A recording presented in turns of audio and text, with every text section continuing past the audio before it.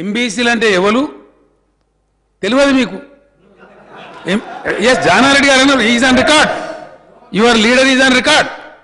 MBC అంటే ఎవరు, 1000 కోట్లు ఎట్లా ఖర్చు పెడతారు? ఇదా ప్రతిపక్ష నాయకుడు అడిగే ప్రశ్న. రెండవది అధ్యక్ష వాస్తవంగా ప్రజలకు తెలియాలి కదా. వారు మాట్లాడిన జానారెడ్డి గారు కరెంటు విషయంలో తట్టుకోలేకపోతున్నారు. తట్టుకోలేక ఏమంటారు అధ్యక్ష? డిస్కామ్లు ఇప్పటికే 10,000 కోట్ల రూపాయల అప్పులు ఉన్నారు, ఇంకో 4,000 కోట్లు డిస్కామ్లకు అప్పులు కావాలి. యాడికెళ్ళి తీస్తారంటారు? డిస్కామ్ల యొక్క అప్పులు మనం తీసేసుకున్నాం. ఆ తీసుకున్న దరిమిలా కేంద్రం ఇచ్చినటువంటి వెసులుబాటు బాండ్స్ ఆర్బీఐ మన తరఫున ప్రవేశపెడితే దేశంలో ఉన్న బ్యాంకులన్నీ క్యూ కట్టి తీసుకున్నాయని చెప్పి ఇదే సీట్లకి చెప్పిన అధ్యక్ష.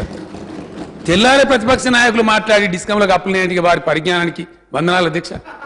ఎంబీసీ విషయం ఏంటంటే 113 కులాలు ఇవాళ బ్యాక్వర్డ్ అన్నాం. మోస్ట్ బ్యాక్వర్డ్ అంటే ఆ 113 కులాల్లో ఏరుకోవాలన్నా వద్దా? ఏరుకుంటే ఏరిందా లేదా? ఏరితే ఏ కులాలు నిర్ణయించిందా లేదా? ఆ నిర్ణయించితే ఆ కులాల జాబితా కదా ఇప్పుడు మనం ఇవ్వాల్సింది. అది ఎప్పుడు నిర్ణయం అవుతుంది? ఆ నిర్ణయం లోపల ఆలస్యం అవుతుంది. ఈ 1000 రూపాయలు ఖర్చు పెడతారా లేదా? ఎంత 1000 కోట్లు అనేటువంటి అంశం.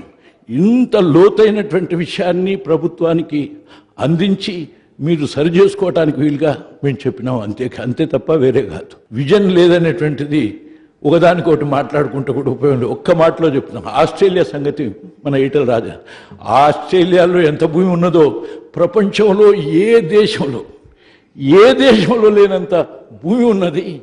తక్కువ జనాభా ఉన్నారు, ఎక్కడ చూసినా గొర్రెలు కాసుకోవచ్చు.